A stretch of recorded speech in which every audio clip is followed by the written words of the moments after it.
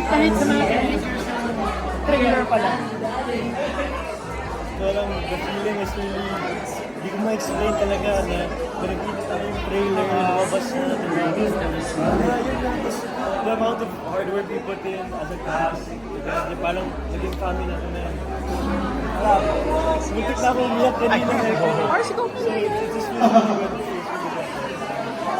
Dahil first time na experience mo, ano yung pinaka-fun at ano yung pinaka-mahirap sa Pilipinas?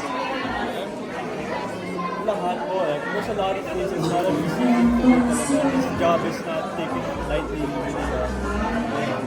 The work you have to put in during the taping days and even before the taping days, you know, it's all preparation for Hey Rory. how you do Sorry, that. Rory. It's all different things and everything. Andres, enjoy ka ba sa ginagawa mo? Like, parang nga, every time we have taping, it's like, parang naging bonding na with the cast. We're always laughing, yung mga jokes, you know, good experiences always. Compared before from your, I mean, your private life, di ba? Hindi mo rin namimiss yung ganun hapon. Paano mo rin nabalance yung Hindi naman po kasi, for me, I enjoy working talaga. You know, now that I'm getting busier every day, I'm doing more work, I'm really more grateful about that. You know. And of course, I miss having a private life. There's some things that I have to but this is talaga magtrabaho. Ano mga advice ng mga parents mo? Ano ka sa pag-arte? Ano advice ng agan?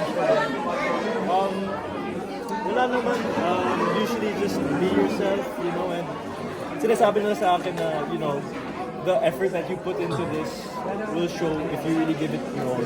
Kaya I always try to give it my best talaga, especially for this project. This is really a blessing. Andres, nakita ko kasi dito sa media, kumbaga kaya parang heartthrob, gano'n, di ba? Not to compare, pero parang mako-compare na rin. Your father started din sa ganitong mga genre na parang rom-com or mga bagets, di ba? Have you watched those? Okay. Then, at meron bang advice ni Daddy mo? Dahil dito siya nagsimula eh. Sa advice tungkol sa mga rom-coms, teenage, You have to make pakilig and everything. well, not really. He doesn't really give me advice in terms of the pagkilig. Ang sinasabi niya lang sa akin na pag nandyan ka na, feel mo talaga yung moment. That's when you know na if it feels good or not. Happy ka sa mga ganyan, yung mga kilig-kilig. Yeah, I'm sure. Naniwala ka sa mga love teams? Sorry Do po. you believe in love teams? Do I believe? Yeah, sure. Yes, I believe in love teams. But there's a lot of great love teams that click very well in this country. They work very well together, but the chemistry is really there. So, Are you single now? yes, absolutely. May possibility ba na mag-develop ka sa mga kasamahan mo, isa sa mga kasamahan mo? Well, we really won't know, but that's for the future to tell us.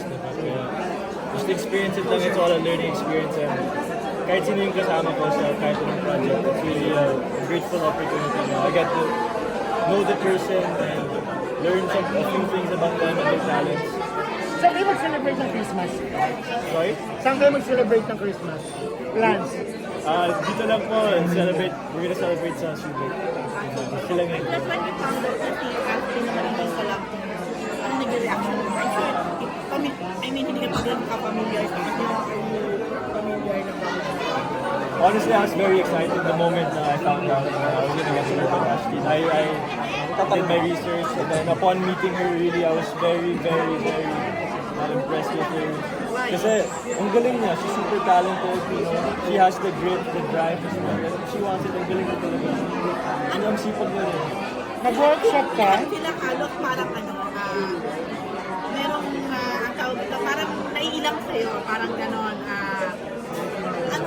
Oo, Anong feeling kasi mo gano'n? sikat- Parang among sikat eh. them, parang kahit na sabihin natin lahat naman kayo, halos baguhan, or mas meron niyang datihan pa kaysa sa'yo. Pero may ilang factor sila upon knowing na Andres Mula. Anong reaction mo?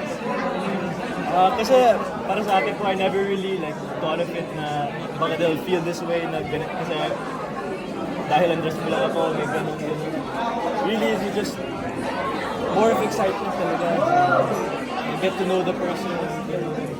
Kasi people might think a certain way of me na parang si Andres, you know, baka ganito.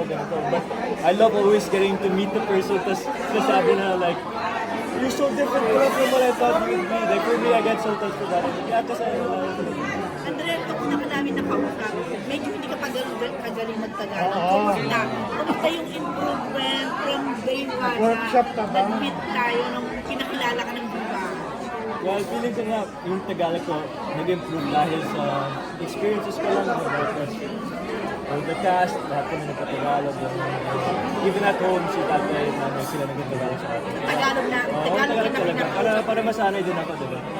But, yun nga, it's just learning talaga. Inaaral ko talaga araw-araw.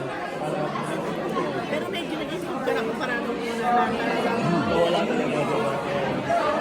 Alright, thank you po.